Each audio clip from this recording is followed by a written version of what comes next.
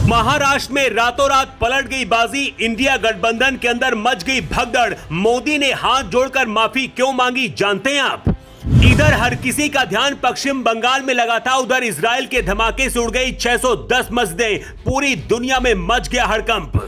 India गठबंधन वाले मना रहे थे जश्न, राहुल गांधी का भी तैयार था प्लान, तभी हो गई मोदी की धमाकेदार एंट्री और मच गया बवाल। इसीलिए कहते हैं 100 सुनार की और 1 लुहार की। मोदी को करीब से जाने वाले लोग कहते हैं दुश्मन से 4 कदम आगे का प्लान मोदी के पास रहता है। 99% लोग अभी भी नहीं समझ पाए कि मोदी ने हाथ जोड़कर क्यों माफी मांगी। मोदी ने हाथ जोड़ा तो विपक्ष इसे मोदी की कमजोरी समझ बैठा। राहुल गांधी और इंडिया गठबंधन के नेता पार्टी करने लगे, लेकिन जब असली खबर उन तक पहुंची तो सिर हाथ पर रखकर रोने लगे। जो काम शिंदे और फडणवीस नहीं कर पाए उसे मोदी ने सिर्फ 1 मिनट में पूरा कर दिया। इधर जब मोदी माफी मांग रहे थे, उधर से खबर आई कि 610 मस्जिदों को धमाके से उड़ा दिया गया। पूरी खबर आपको बताएंगे, लेकिन पहले आपको बताते हैं कि मोदी ने क्यों माफी मांगी और इसका असर क्या होगा। 2024 लोकसभा चुनाव को लेकर आरएसएस मोदी से नाराज था, जिसकी वजह से इस बार आरएसएस ने पूरी तरह से बीजेपी का बाइकआउट किया, जिसका खामियाजा भी मोदी शाह को भुगतना पड़ा। विपक्ष को लग रहा है कि लोकसभा में बीजेपी की कम सीटें आई, इसका मतलब उनका जनाधार बढ़ा, लेकिन सच्चाई यह है कि अगर आरएसएस मदद करती तो शायद बीजेपी 400 पार पहुंच जाती। महाराष्ट्र विधानसभा का कार्यकाल 26 नवंबर को समाप्त होने जा रहा है। 2019 के चुनाव में उद्धव ठाकरे ने बीजेपी के साथ चुनाव लड़ा था, बाद में बगावत करके कांग्रेस के साथ सरकार बनाई थी। इसके बाद अमित शाह ने शिवसेना के ही 2 टुकड़े करा दिए थे और शिंदे नए मुख्यमंत्री बने। लेकिन इस बार मोदी शाह पूरी ताकत के साथ महाराष्ट्र में उतरे हैं ताकि बीजेपी का ही मुख्यमंत्री बने। सबसे बड़ी बात यह है कि अब बीजेपी के साथ आरएसएस भी आ गई है। खबर है कि महाराष्ट्र में फिर से सत्ता हासिल करने के लिए राष्ट्रीय स्वयंसेवक संघ भाजपा को मदद करने का फैसला किया है। इसके साथ ही आरएसएस ने महाराष्ट्र विधानसभा चुनाव जीतने के लिए मोदी शाह को प्लान भी बताया। आरएसएस ने कहा कि केंद्रीय स्तर का एक विश्वसनीय चेहरा पेश किया जाए। यह विश्वसनीय चेहरा कोई और नहीं बल्कि नितिन गडकरी हो सकते हैं। पीएम मोदी ने हाथ जोड़कर और सिर झुकाकर क्यों माफी मांगी और कैसे पूरा खेल पलट दिया, इसे समझिए।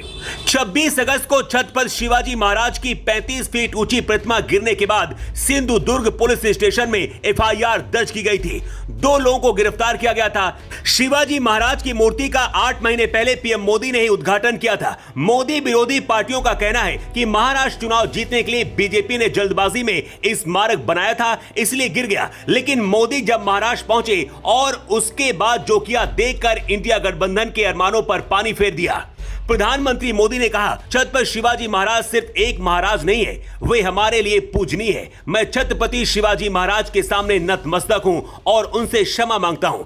मोदी ने कहा है मैं सिर झुकाकर अपने भगवान छत्रपति शिवाजी महाराज से माफी मांगता हूं। हम वो लोग नहीं जो गाली देते रहते हैं, लेकिन महाराष्ट्र में कुछ लोग भारत माता के महान सपूत, इस भूमि के सपूत वीर सावरकर का अपमान कर रहे हैं। मोदी के माफी मांगने के बाद महाराष्ट्र की हवा बदल गई है। दावा तो यह भी किया जा रहा है कि इस बार महाराष्ट्र में बीजेपी पूर्ण बहुमत की सरकार बनाने जा रही है। लेकिन इसी बीच 610 मस्जिदों पर जब खबर आई तो सुनकर पूरी दुनिया हैरान रह गई। इजराइल और हमास के बीच चल रहा युद्ध अभी शांत नहीं हुआ। दुनिया भर की कई मस्जिदों से इजराइल के खिलाफ नफरत फैलाई जा रही। इसी बीच कतर के अखबार अल जजीरा ने दावा किया है कि इजराइल की सेना ने गाजा की बानी साले मस्जिद में घुसकर कुरान की प्रतियों को जला दिया। फिलिस्तीनियों और हमास का दावा है कि पिछले 10 महीने के अंदर इजराइल ने धमाकों से 610 मस्जिदें उड़ा दी है।